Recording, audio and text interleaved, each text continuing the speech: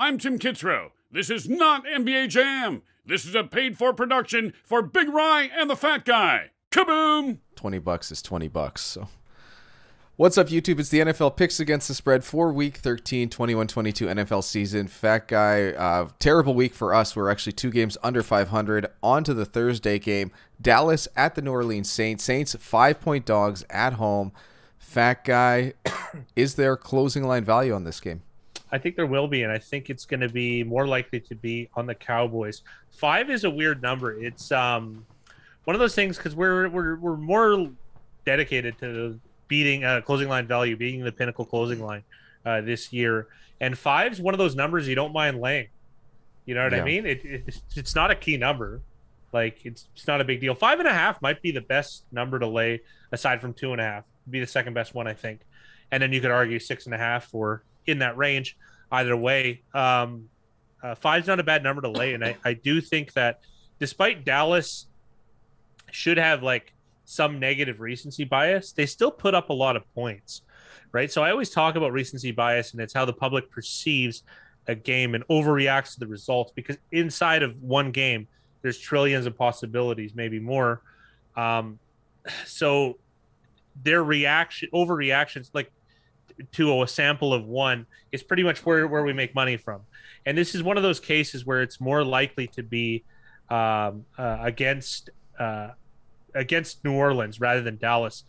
Dallas laying 5 in the most watched game since 1990, I think, regular season game, and all eyes on it. But they put up a lot of points. A lot of fantasy points were scored, whereas New Orleans was more of a dud, right? And I think that in this case, there's going to be more favoritism to Dallas, thus giving this a bunch of square money, thus pushing the number beyond the key number of 6, I think, and possibly even 7, but I'm not sure.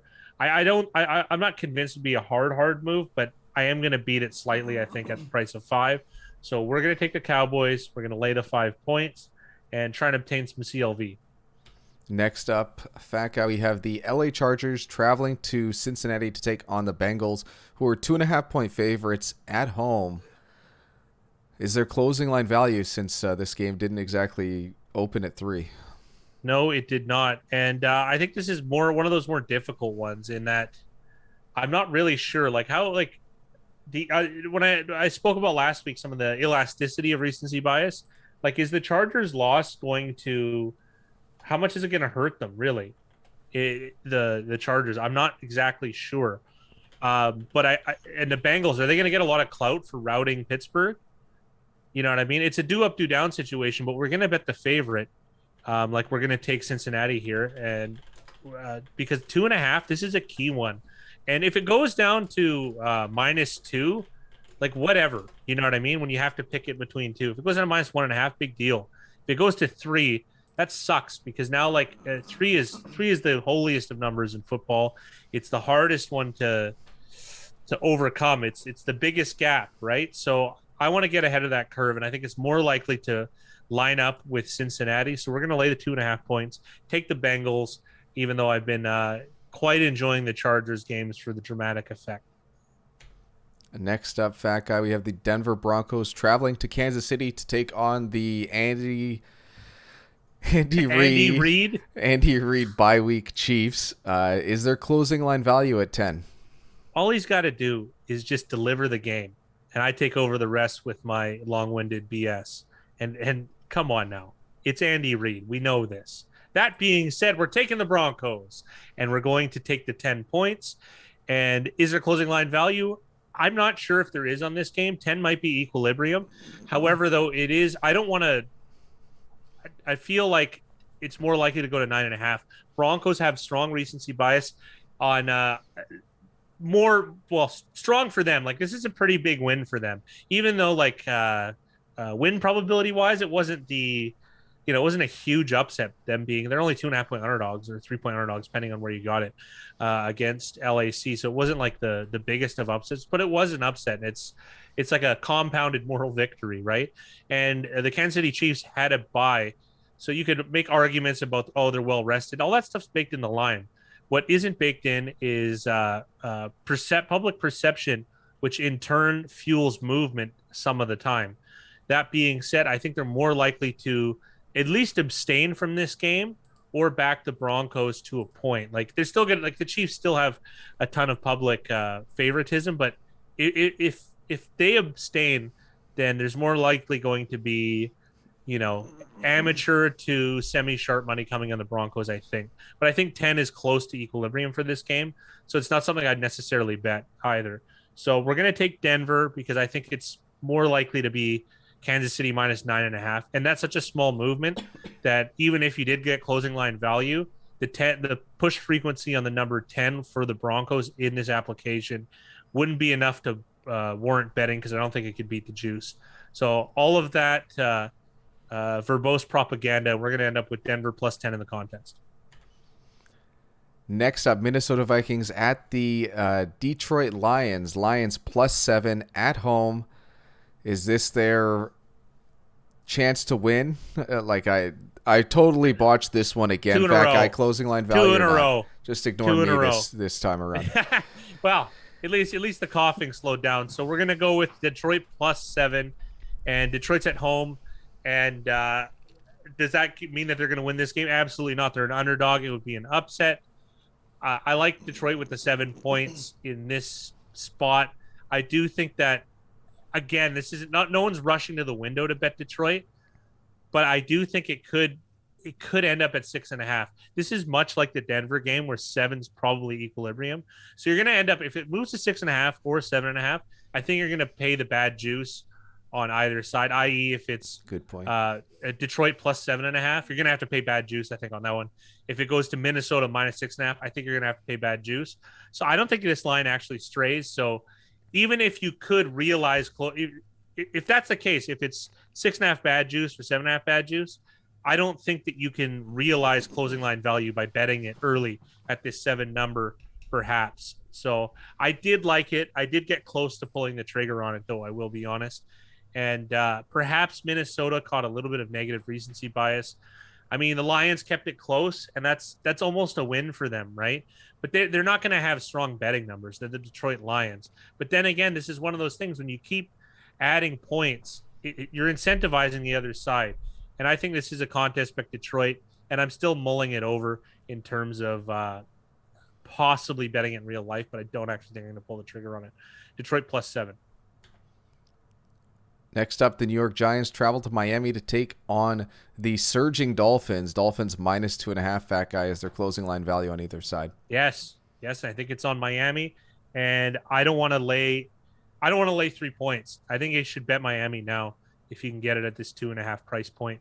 I think it's quite good. 3. I think this equilibrium could be 3, possibly New York Giants plus 3.5 with really bad juice on the Giants. So not that you can cut a point and a quarter. You can't really cut a point and a half, but more like Giants 3.25 to try and give you a numerical interpretation. So that being said, since the line will move to there, that you might be able to get a Miami at 2.5 and perhaps even a middling opportunity on New York Giants plus 3.5.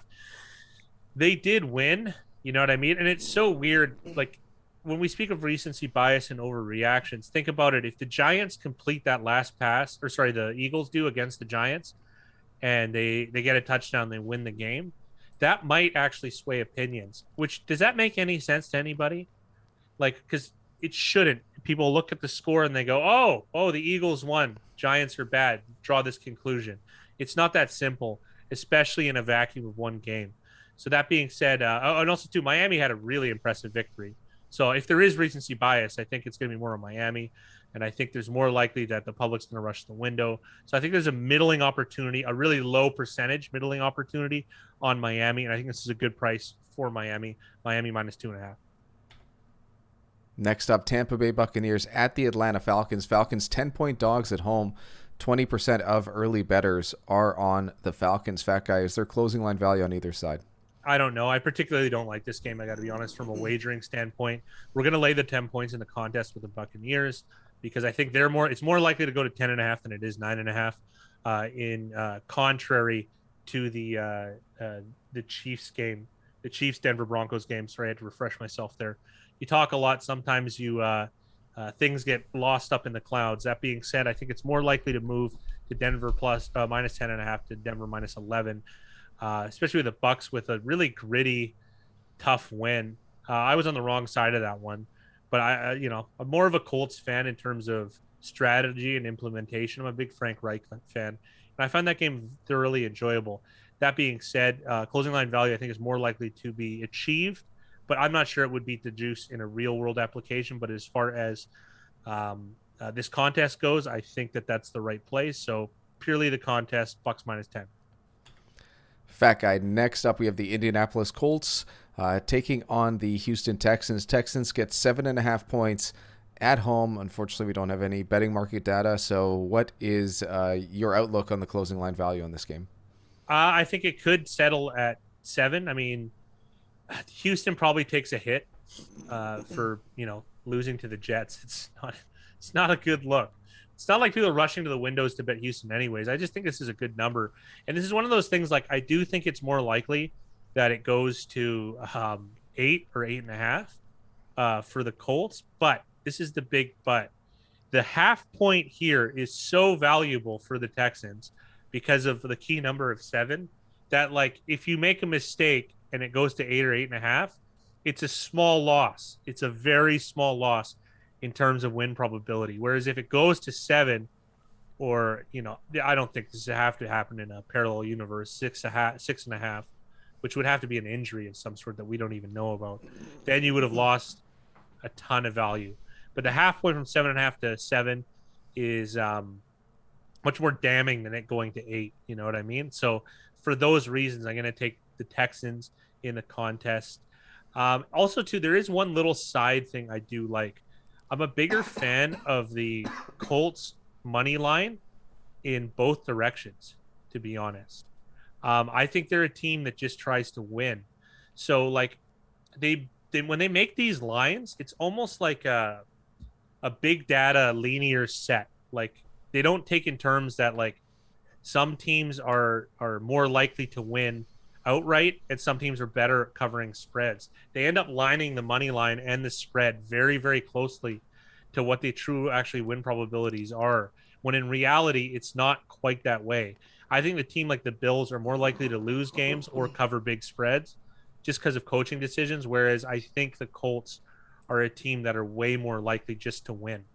So for one of those reasons, I also like the Texans, because backdoor cover I think is a liver thing against the Indianapolis Colts, whereas like an outright win, I think the Colts are favored more than what traditionally would be a 7.5 point spread to win. But this is all theory. This could all be noise, right? And like Nate Silver says, we have to separate the signal from the noise. So this is just hypothesis and theory, and this is very qualitative. It's very hard to make it quantitative and numerically turn these ideas I have into active working edge calculating numbers. So all of that jargon aside, purely a contest, Texans plus 7.5. Fat Guy. Next up, Arizona Cardinals at the Chicago Bears. Bears get 7 points at home. No betting market data. Any closing line value? This is exactly like the Bucks Falcons game to me. Very, very, very similar. Traditionally, I would just bet the Bears. We're going to take the Cardinals in the -7 because we're going to try and achieve closing line value here. I got to be honest. If this was Chicago 7.5, I would take it. If this was Cardinals 6.5, I'd probably bet it. What does that tell me? This is probably a right line. It's probably Arizona -7 is probably equilibrium. Chicago's not exactly blowing people's hair back with their performance against the Detroit Lions, right? And the coaching ineptitude of Matt Nagy does leave a lot to be desired. And that's another thing that, like I've been mentioning all season, how much is that actually baked into the line? Because coaching, quantifying coaching decisions is more of a recent and nuanced thing. I'm not sure that the market has caught up to those ideas. That being said, I think 7's pretty much equilibrium, but I think we're more likely to see Cardinals -7.5 than we are to see Cardinals -6.5. So for closing line reasons in the contest, I'll be taking Cardinals -7. The Bears could blow one guy's hair back. Next up, the Philadelphia Eagles at the New York Jets. Jets +7 at home. Fat Guy, is there closing line value in this barn burner? Yeah, I like it, and I've bet it. I like the Jets at 7 points. I think is a little bit too much. I got to be honest. This feels like a -6, -5.5 game. The Eagles haven't quite got the results for some of the, let's call it offensive production. Not that I'm coining a new term. I'm just trying to recall in my very poor Rolodex this year, sports jargon. That being said, recency bias is probably going to favor the Jets. It's Zach Wilson at quarterback getting a win, whereas the Eagles losing to the Giants. I think they're going to draw parallels there because, especially between the Giants and the Jets, both two bad teams, they're going to be like, I have to lay 7 now. So think of an Eagles better. I laid 3 with the Eagles on against the Giants, and I lost. Now I have to lay 7 against the Jets. They're not 4 points worse than the Giants, and the Giants won. Well, that's not going to make them jump out to the windows and bet on the Jets, but it might make them abstain. And I honestly think this number is going to creep downwards, and I think there is good value on the Jets at 7, if you can believe this. Jets +7. Fat Guy, next up, we have the Washington football team taking on the Las Vegas Raiders. Raiders 2.5-point favorites at home. Is their closing line value? I think there absolutely is. Remember, we touched on it with Dallas. One of the most watched programs in television history was the Raiders' thrilling overtime victory against the Dallas Cowboys. And like I said, it is a victory. That is going to give them a lot of clout. It's going to make the casual Thanksgiving viewer into a casual December bettor. And now those better dollars tend to be on the lower side, but they have a lot of volume, right? And I think that's more likely to move this game. This game, I think, has the best middling opportunity of the week. And I think if you get the Raiders early at 2.5, there is a slight chance you could get it at 3.5. And what you could do, you have to do some calculations, but 3 is a number where you can pay heavy juice on a middle and still be profitable long-term. So what could happen is if near close, the game is Raiders -3. So of course that would make the Washington football team +3. You could buy a hook. You could buy a half point. Of course, it's kind of like buying insurance in blackjack, and it's generally bad. But when it's made in conjunction with a good early bet, you're going to have a good chance at a middle here, just because the key number 3 is so miraculous. But again, this is all hypothetical, and I'm trying to impart some of my experience, because who knows, this line could move the other way. But this is what this show has been about, is trying to predict line movements more so than trying to pick winners, just because that's where the basis of winning starts, is understanding line movements and getting good prices. You do that, if you don't understand that, winning will branch out in a variety of forms, in a variety of markets, not just an NFL market. That being said, you have to get in the mind of where the public is going to bet. And I think there's a good chance that this line moves to 3 and possibly 3.5 bad juice for the football team, giving you a golden middle opportunity, which has been more ripe this year than past. But admittedly, I have been making it more of a focus of mine this year to understand and watch out for them more, because as far as bankroll builders, they are extremely high variance middles, but they're very low risk too. So not everyone's risk appetite lands in the same direction. Like, a lot of people are risk adverse, and middling is a really great opportunity for that type of thing. That being said, I'm really interested in this game and this market in particular. So for the contest in real life, Raiders -2.5. On to the next midday game, which is Jacksonville at the LA Rams. Rams get 13 points at home. Fat Guy, is this not enough points? Is this too many? Is there closing line value on either side? I'm going to be honest here. I don't know. Honestly, don't know. I see this more likely going to, Rams -14. I guess they tend to whet the appetite, but then again, they lost to the Packers here. So I think it just stays here at 13. And if it stays here at 13, and I don't think there's closing line value on the other side, when in doubt, I'm just going to take the points, call it a contest pick. I don't have much insight because I don't actually like this market. I don't think there's a good opportunity to make bank either way. That being said, the decision would be just to abstain here for me, but it is a gun to my head. And like I said, when in doubt, take the points. Jags +13. On to the last midday game, we have a nice divisional matchup here for Baltimore traveling to Pittsburgh to take on the Steelers. Steelers are getting 3 points at home, and it's a split 50-50 right now. Fat Guy, Is there closing line value on either side? Yeah, I think it'll be on Baltimore. Assuming this is a look-ahead line, Baltimore's playing Cleveland right now. I don't have it on in front of me because I get too distracted, especially when the Brownies are playing. So that being said, unless there is a cluster injury or a Jackson injury in particular, I think Baltimore gets a little bit of the public bump, especially if they win. If they beat Cleveland and the Steelers, well, I mean, everyone saw the Steelers' performance. Not everyone, but a reasonable chunk of the population, I would imagine, at least can look at the box score and realize that the Steelers got absolutely pumped by the Cincinnati Bengals. So what's that going to translate into? Recency bias, favoritism on the Eagle, or sorry, on the you see a bird and I say Eagles, on the Ravens. Edgar Allan Poe's Ravens, most famous man from Baltimore. I do think 3 is probably right, and I don't think you could beat the book on either side. Like, if they're offering 11 over 10 at -3, standard situation, I don't think you're winning betting on either team long term. I think it's a negative proposition. This is equilibrium to me. However, I do think there could be a shift to 3.5, thus making I think there's probably value on the Steelers if it goes to 3.5 or 4 points. But we have to assess what's closing line value going to be here.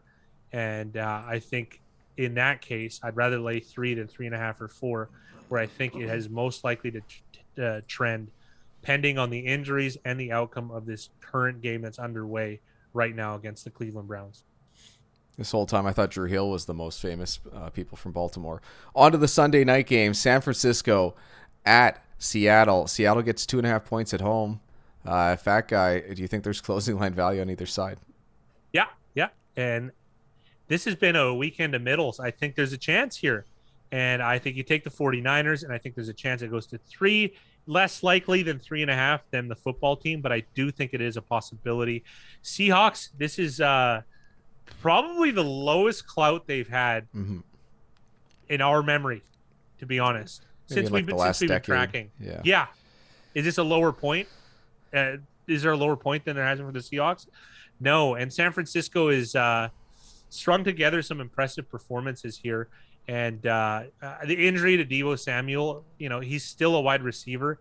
It doesn't impact the game as much as you would think. But I still think, as far as receivers go, I think he's on the higher end of me because he does actually get usage. Because think about receivers, how many targets they get a game, how many catches. It's actually quite low when you compare it to snaps.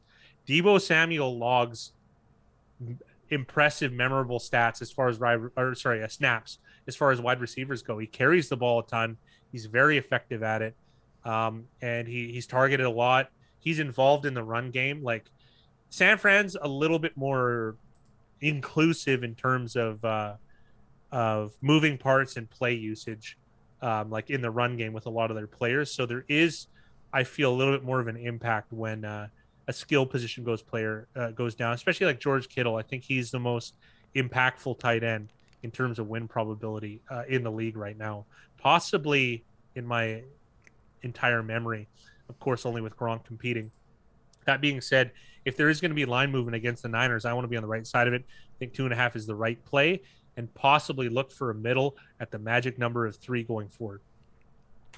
And then, Fat Guy, finally on to Monday night, where we have quite the matchup here. New England traveling to Buffalo to take on the Bills and the Bills Mafia. Bills are 3-point favorites at home on Monday night. 5-star entertainment. Is their closing line value?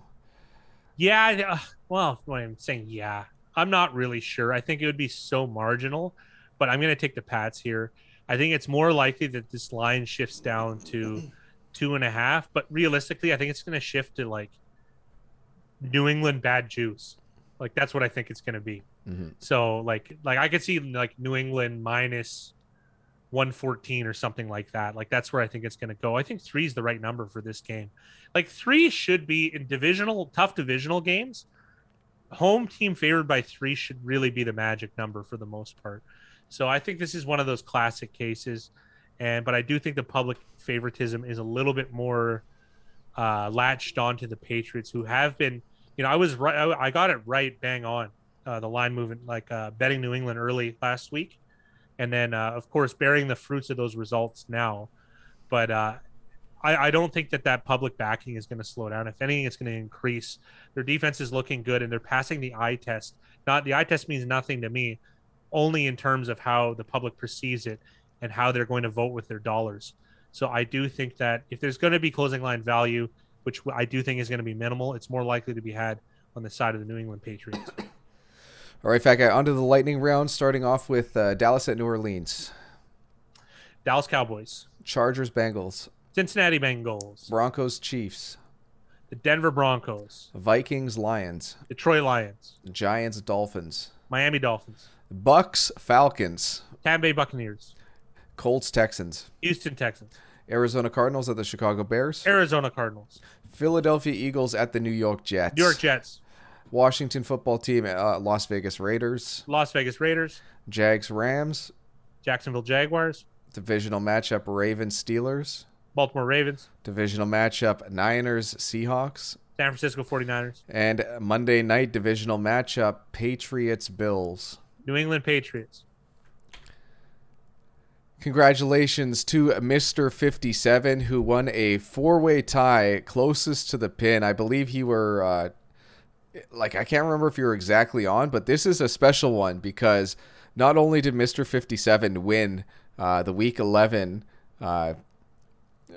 against the spread contest, but he also won Name of the Week last week. So I can't remember if that's been done. I think it has. It was done one time. Yeah. Yeah. So this is a twofer, I guess you could say. In the horse racing, we'll call it a driving double. And on to this week, we have a four-way tie right now at 9-4 between Cash Only No Checks, Detroit and Mimo, Go Ahead Eagles, and Kev the Great. So congrats, guys, on going 9-4 this week. Good for 69%. And on to the overall leaderboard where Colty Boy is sitting pretty up top.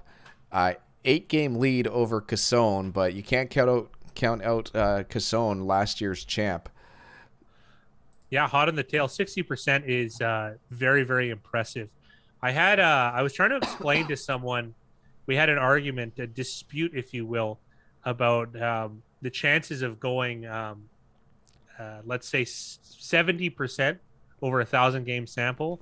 I said your odds were far less than 1 in a trillion. We disagreed. It is far less than 1 in a trillion. And the chances of going 70% over a season are like 1 in a couple thousand, somewhere in there. So this is a pretty good rate. I would say this is roughly about 1 in 300 sample that someone could do what Colty Boy's pulling off right now. But this is just that what I'm talking about is rated for 50-50 proposition of spread wagering. Perhaps Colty Boy and Cassone have the secret. We shall find out. Back on to the JS715 Name of the Week honorable mentions. Some of these spreads have good juice. So does my fridge. Followed up by a friend of the show and Big Ride and the Fat Guy membership member. I'm not gonna do the Greek or the French, but I do appreciate the effort. So he basically wished us a happy Thanksgiving. I don't know why Big Rye got French, but I mean he does look like a little bit Frenchy with that long hair. So in the Friar Myth of Mad Myth, I kind of like that. I like when you can do a Mike Tyson accent, I guess, or a poorly attempted one. 2 turds ducking in Detroit. That's enough. Wolverines still stink. Do they ever? Tom Brady kissed Antonio Brown without validating his Vax card. Apparently, he was selling them in the locker room. Too fat for a turkey.